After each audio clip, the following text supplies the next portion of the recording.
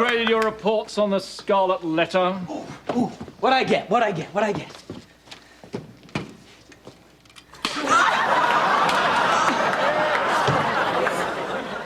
An F.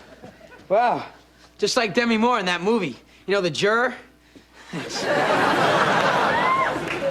Now, class, I was very disappointed, I must say. Only one student got an A.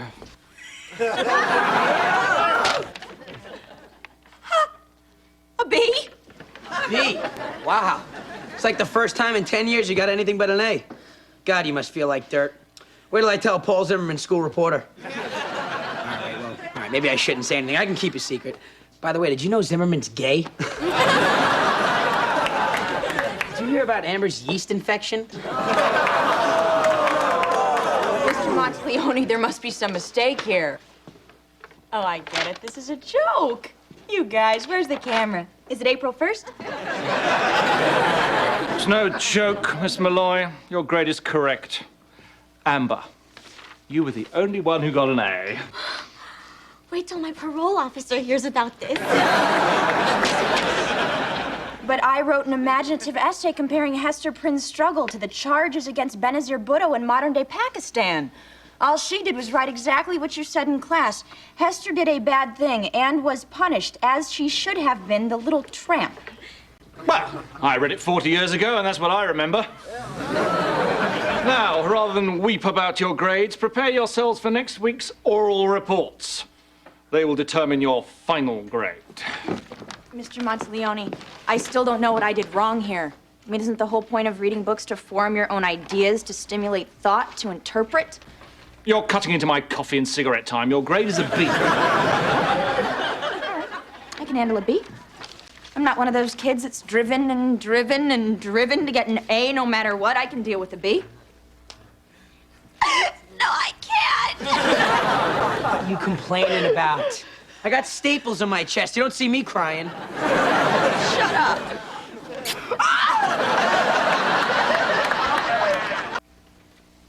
You gonna go to work today? I don't feel like it. Would you like to do something with me? Well, I would, but it's a work day.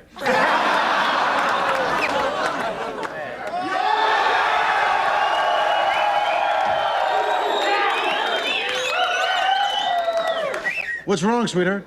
I got a B. Honey, it's not your fault you're totally uncoordinated. You get that from Daddy. It's not gym, Mom. I get all A's in gym. Ms. McGuire, or as she likes to be called, Butch, seems to really like me. She's very sweet and throws a heck of a shot put. My problem is in English. I got a B because I have my own opinions. This teacher just wants everything parroted back to him. He doesn't want people to think for themselves. Is that what he wants? Yeah. Anything he says about any book, you just repeat back to him and you get an A. You mean anything that he says about any book, you just repeat it back to him and you get an A? Exactly. Is that any way to learn? Is that any way to learn? Exactly. So now everything's writing on my oral report. I have to choose a book. Oh, let me help you with your report, honey. I read constantly. Here's a few of my favorite books. Love's Passion. Passion's Love. A Slave for Sally. Oh, Fabio. I knew Fabio before he was Fabio when he was still just a drawing. Why, I dreamt of him just last night. Fabio. Fabio. So you're saying that you weren't saying that I was fabulous in Italian? I mean, the way you were screaming, I thought I was hitting a home run. No, honey, just a usual single up the middle. Well, not a single up the middle. That was a triple. Or at least a double, maybe a ground rule. Call it sacrifice fly. Here's my report card. All A's. That used to be me. Now I have a B. For bad. I got an F for phenomenal. Kids are upstairs talking about their grades. As if grades had anything to do with the real world. Yeah, you got D's and F's, and it didn't stop you from getting a cushy job at the used car lot. Bet Bet you couldn't wait for your 20-year reunion, eh, Jack? Hey, it's Jack Malloy, the used car salesman. Gee, I wish I married him. I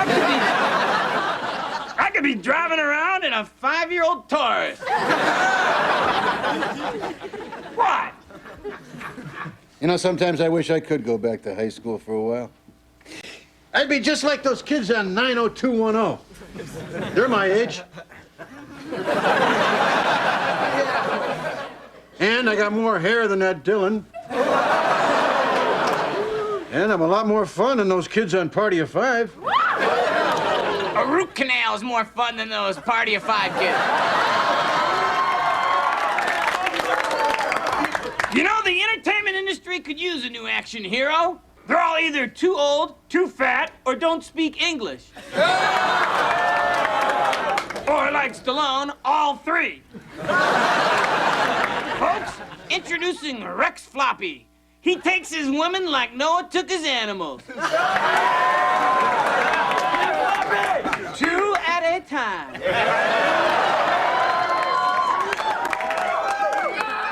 And I could be your trusty sidekick, Jake Malloy. Who takes his women like he takes his pizza. Cold, greasy, and leftover.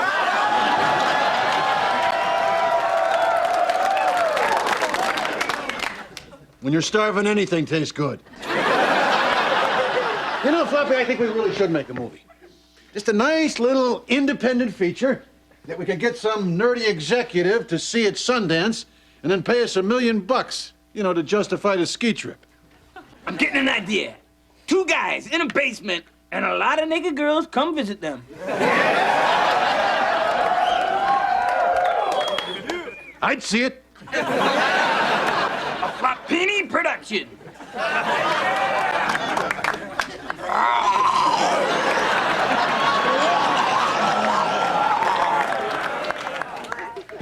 So, are you ready to...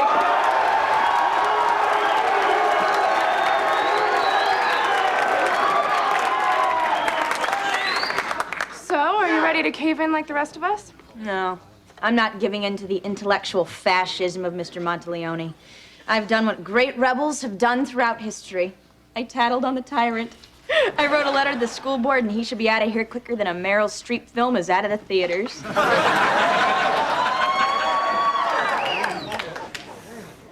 Well, class, I hope you have your oral reports ready. Remember, this is for your final grade. Today, Ryan Malloy is going to tell us why Herman Melville is the greatest author of all time, and about the novel Moby Dick, written in 1851 about a sailor chasing a big white whale. Ryan? Herman Melville is the greatest author of all time. Very good.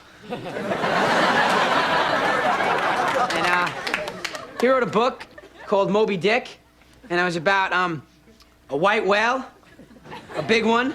And, did I mention he was the greatest author of all time? A big one.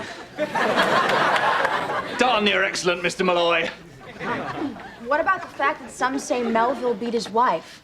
Wouldn't it be thought-provoking to discuss whether we should judge a writer more harshly if he was a monster in real life? What about the parallels between Picasso and the new work on Bruno Bettelheim? And what about my prostate? What's all this have to do with the price of tea in China? The only thing that's relevant is what I say is relevant. We'll see about that. Oh, we saw, Miss Malloy. Yes, I know about your little letter to the school board. They agree with you, but they can't do a thing about it, because no one wants this job.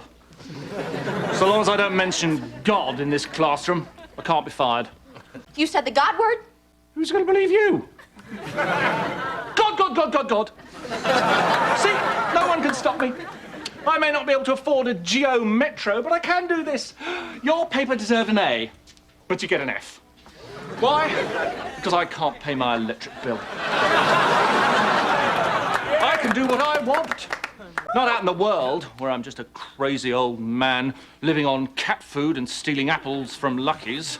But in here, where I'm Michael Jordan, and you're just a bunch of cheap, interchangeable white guys.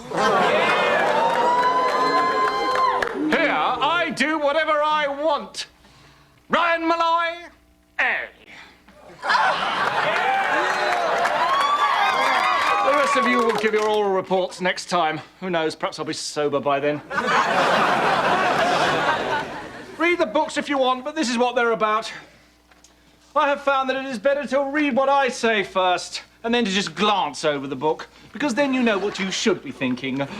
Or be prepared for a B, Miss Malloy. But I want to go to Harvard. You just have to do it my way.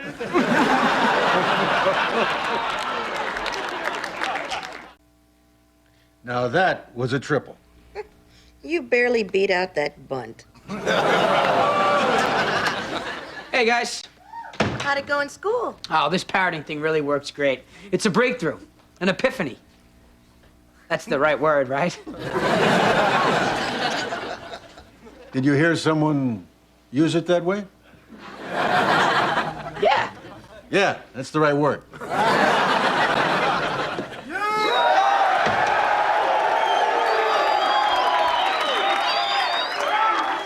And how was your day, honey? Dirt, duty, caca. I want an A. All right, well, you better let me help you with your English homework.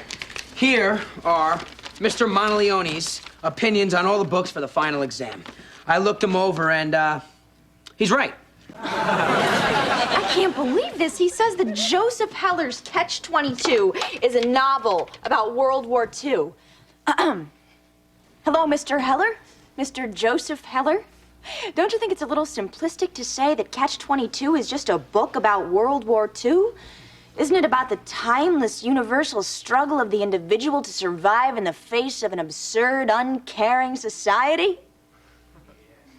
It's about World War II, huh? Mom, Dad, nothing can stop me now.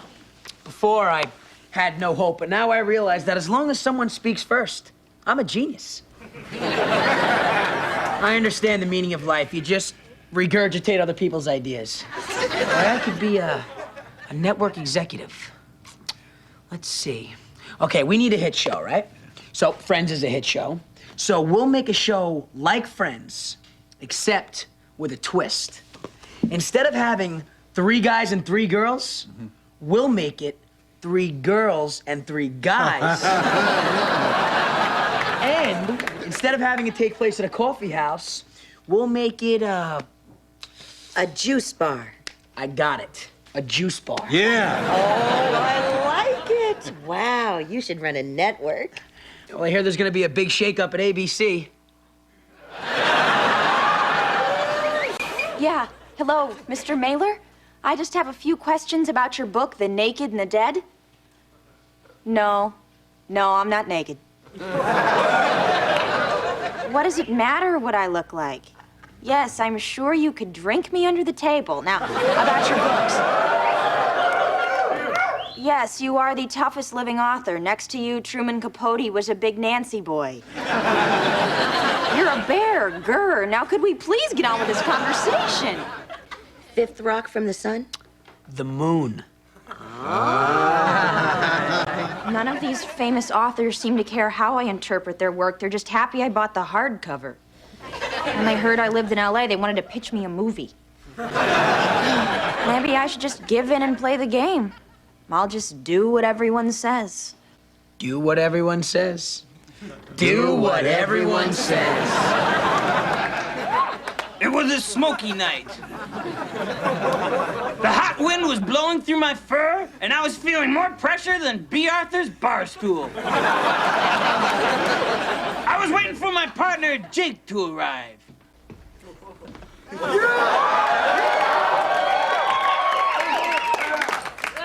Howdy, partner. Jack, what the hell are you doing? We're making a movie about 20-somethings who work at a video store, talk about life, and plan a bank heist. I want to be a cowboy. You can't. Well, I want to. Fine, you're a cowboy. Gay.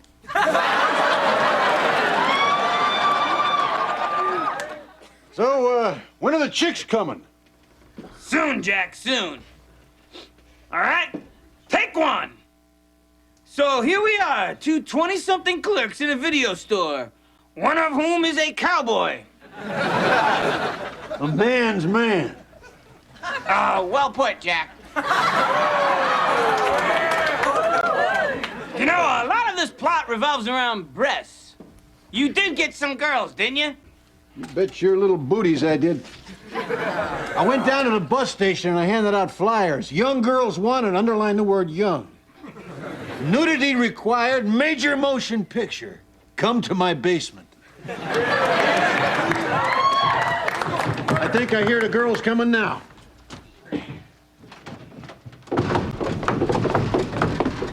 You're under arrest, sicko. Now look, officer, you got it all wrong. We're just making an independent film here. Tell him, Floppy. We know all about your kind of films, mister. My daughter was in one. You think she'd want to do another one?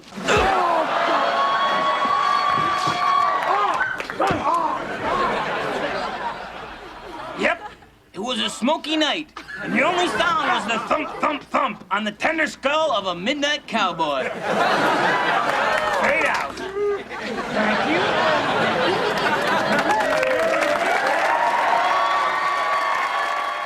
So, in conclusion, you're saying that Hamlet is a play about a Danish prince. And at the end... Hamlet is a play about a Danish prince. At the end, everybody dies, which teaches us that everybody dies. Very good. Thank you, Alice. You get an A. In fact, everybody so far has got A's. Well, there's only one person left. I'm sure she won't let us down. I mean, with everybody getting A's, I'm sure the smartest person in the class will get one. Miss Malloy.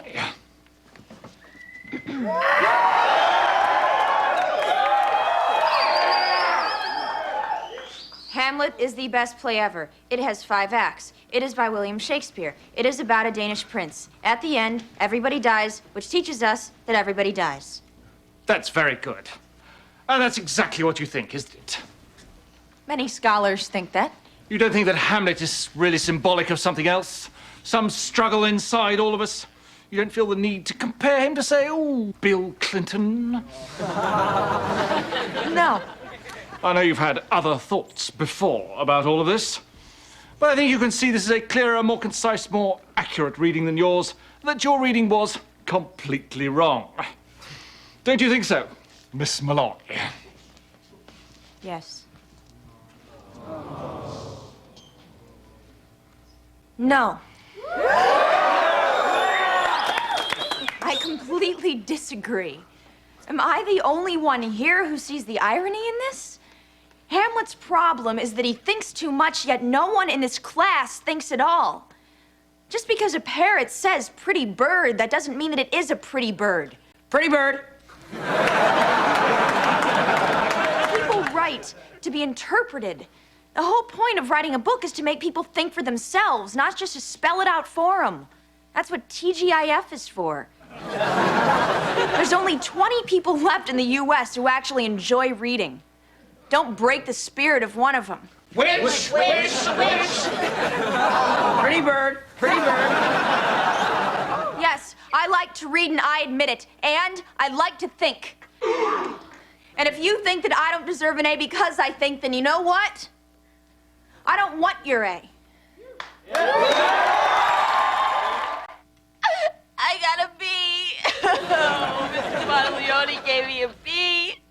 My life is ruined. My perfect record is ruined. I got a B. A B, a B, a B. Actually, you got a B minus. Which is pretty much a tarted up C plus. So, you pretty much got a C. Jack, you think you ought to talk to her? Nah, she'll get over it. It's not like it's gonna affect the rest of her life.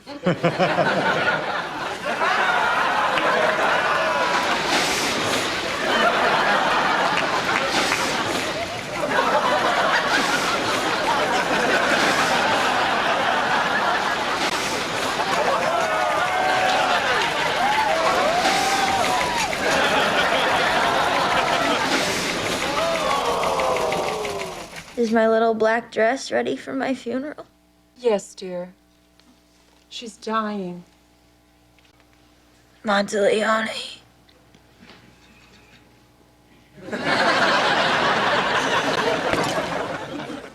It's over. She's gone. Her final word was Monteleone. Monteleone? What the hell does that mean? Pretty bird. Who let the president of ABC in here? We're number 7 now. Dear Mr. Floppy, how do you stay in shape? Monique G. Milan. Dear Monique, I know it's a cliche, but I have Derek, my personal trainer. Check out these guns. I got it all. Well, let's face it, it's all steroids and diuretics. Remember out there, kids, Mr. Floppy doesn't drink until the job's done. Job's done.